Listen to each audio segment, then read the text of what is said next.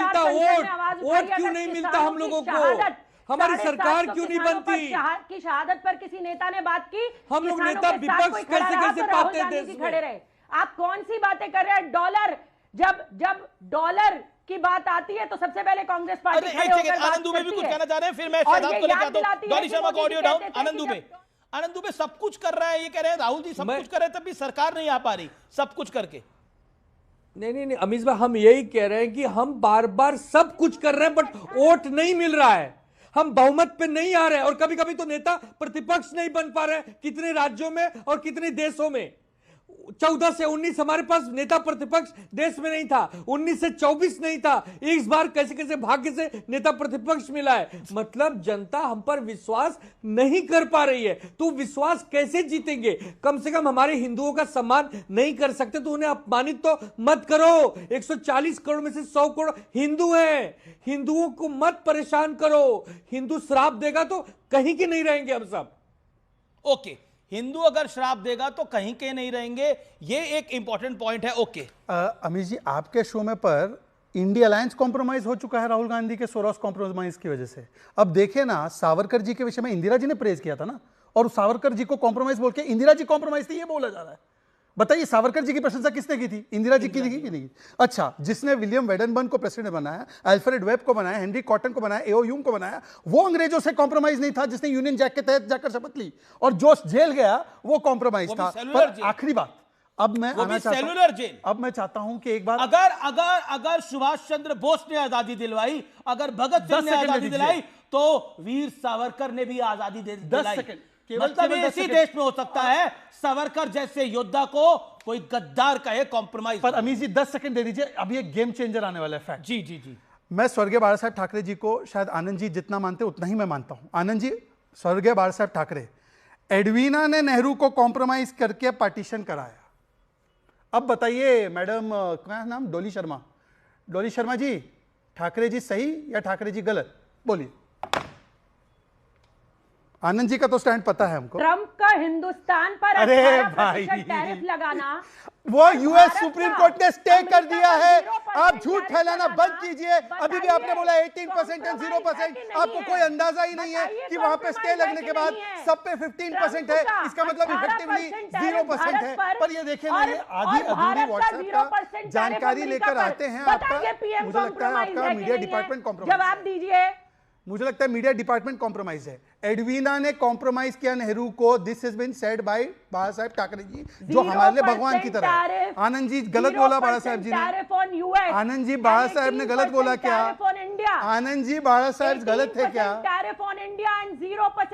आनंद जी, बाला साहब कभी गलत नहीं थे। शहजाद भाई, आप जानते हो क्या? आप जानते हो बाला साहब कभी गलत नहीं थे, उनकी बेबाक का पूरी दुनिया घायल रहा है। वो क्या क्या बोले हैं वो सबको पता है। तो मतलब एडवीना से कॉम्प्रोमाइज थे नेहरू जी।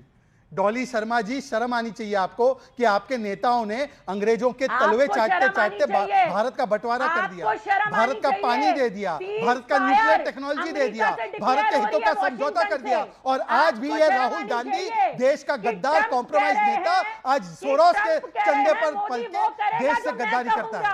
ये राहुल गांधी और नेहरू, इनकी गद्दारी की जो पूरी देखा है वो सामने आ गई है। 18% देगा और अमेरिका 0 पे हिंदुस्तान में आएगा। ओके, मैं झूठ है। लेकिन मैं फिर विषय पर आता हूं।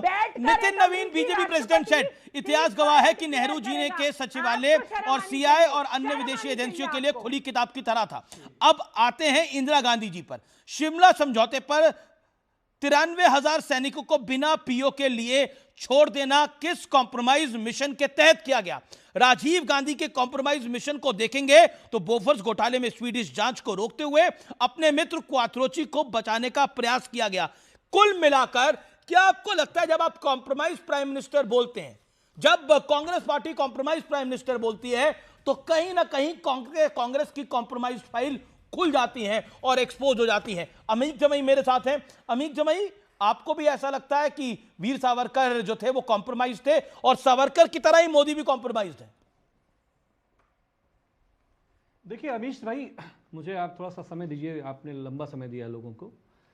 प्रधानमंत्री मोदी जी की जो इमेज खराब हुई है, भारतीय जनता पार्टी की जो इमेज खराब हुई है, हिरेन जोशी से लेकर अगर एप्को का दोबारा इनका करार हो जाए ना इमेज मेकिंग का, उस इमेज को दुनिया की कोई ताकत अब बचा नहीं सकती।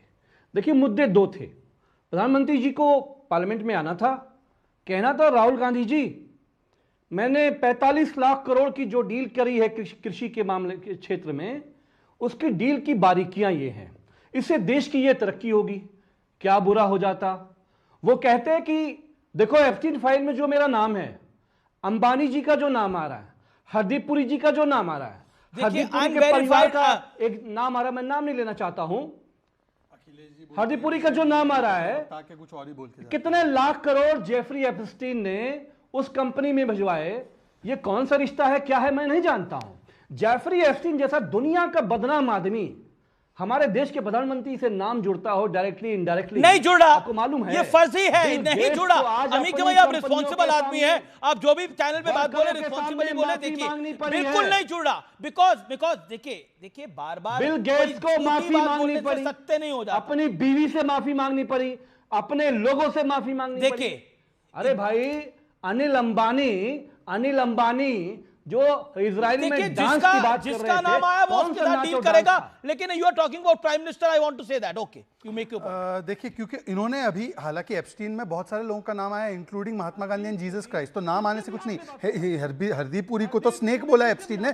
पर वो विषय नहीं है। विषय ये है कि बिल गेट्स के बारे में बात हुई। बिल गेट्स को पता है जब ये एप्स्टीन फाइल में नाम आया तब अमेठी बुलाया जा रहा था और वहां पर विमेन सेल्फ हेल्प ग्रुप वो दिखाया जा रहा था राहुल गांधी के द्वारा। तो राहुल गांधी बताए कि वो बिल गेट्स के साथ क्या कर रहे थे। विषय पर आते हैं, और दूसरी बात, अब दूसरी बात आज के विषय, अमित भाई आज के विषय पर आते हैं। क्या आपको लगता है कि चाइना को जब जमीन दी पंडित नेहरू ने तो कॉम्प्रोमाइज नहीं था? क्या आप इस पर कहते हैं? और जब इस देश में प्राइम मिनिस्टर होता था लेकिन उसके ऊपर भी एनएससी होती थी तो कॉम्प्रोमाइज नहीं था क्या? Come on that topic Amit भाई। देखिए ऐसा है ना, ये बात अमीश भाई बिल्कुल ऐसे ही है कि मैं सामने वाले को कहूं चोर है तो वो कहे तू सबसे बड़ा चोर है।